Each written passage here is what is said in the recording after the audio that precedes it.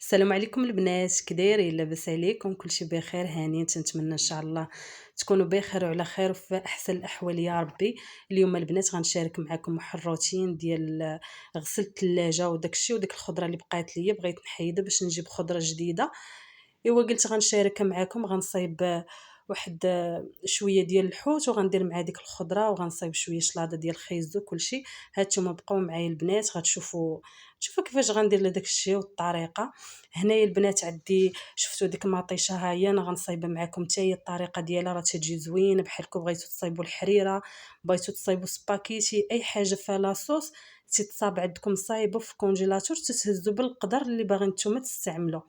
هنايا البنات انا غنغسل هذيك الخضيره مزيان صافي، وغنبدا نصاوب. حطيت هذيك المول ديال الدجاج هو اللي غنصايب فيه البنات وغندخلو الفران. هنايا راه عندي شويه الفلفله هي اللي بقات ليا في الثلاجه، شويه كورجيط، خيزو، شويه الربيع، شويه الزيتون، كاع داكشي اللي بقى عندي حيدته باش نجيب خضره جديده ان شاء الله. هانتوما بقاو معايا البنات.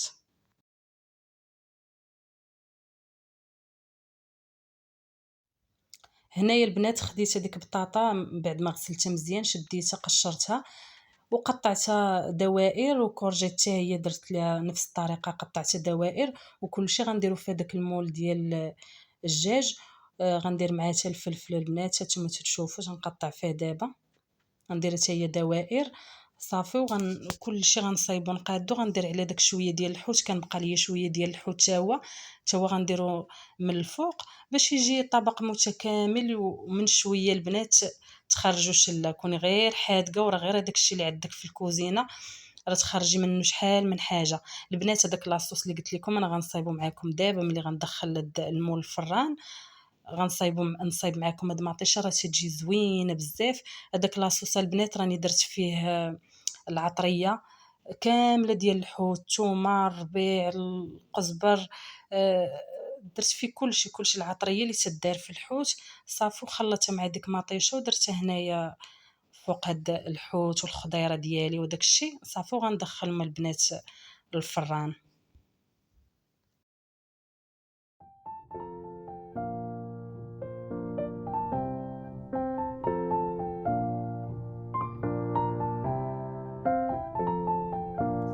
صافي البنات دخلت هذاك المول الفران. غنصايب معكم دابا هاد المطيشه راه تجي زوينه وتجي عمليه. تدخليها الكونجيلاتور تديرها في هذوك القوالب، تجي عمليه. وقت ما احتاجيتي شويه تتجبدي احسن من البنات من البلاستيك. تكوني دايره كميه كبيره وتتقدري تحتاجي منه غير شويه. هنا شديت البنات مطيشه غسلتها مزيان، قطعتها على جوج صافي، وحطيتها درتها في هذيك الكاميله وحطيتها فوق البوطه حتى طابت مزيان مزيان صافي. هنايا البنات حيدت ليها القشور، حيت لها القشور ديالها كامله باش يجيني داك لاصوص خاتر وزوين وما يجينيش فيه القشور.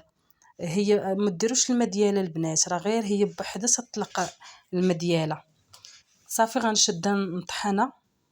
ملي غنطحن البنات هانتوما تشوفوا درتها في هاد القوالب ديال السيليكون. اي شكل بغيتو ديروا هادو البنات عمليين وتيجيو زوينين. دغيا تيتحيد منهم هذيك ماطيشه ملي تتكونجا وداكشي تديروه في الكونجيلاتور دغيا تتحيد صافي. البنات هنايا غندير في الكونجيلاتور ومن بعد انا نوريكم الطريقه. هنايا البنات انا جبدتها، شوفوا الشكل ديالها بعدا راه تيجي زوين.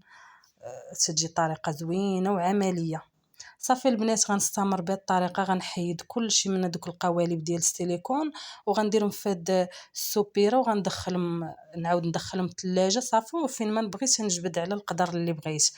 هنايا البنات انا جبت ديك الطاوه ديالي من الفران، شوفوا كي جات تبارك الله الغدا تيجي كامل مكمول. غير من شويه ديري الشله. بقات ليا شويه الباربه حتى هي سلقتها البنات، حطيتها تماكين شلاضه ديال الخيزو مع الليمون. وكما قلت لكم البنات درت شلاضه ديال الخيزو بالليمون. وهذا هو غدايا، تنتمنى يعجبكم. وبغيت نشكر كاع الناس اللي تيخليو ليا كومونتيرات زوينين، بغيت نشكركم بزاف بزاف. واللي اللي دخل عندي القناه اول مره تيشوفها تنتمنى يشترك عندي في القناه ويخلي ليا شي كومونتير زوين. شكرا البنات.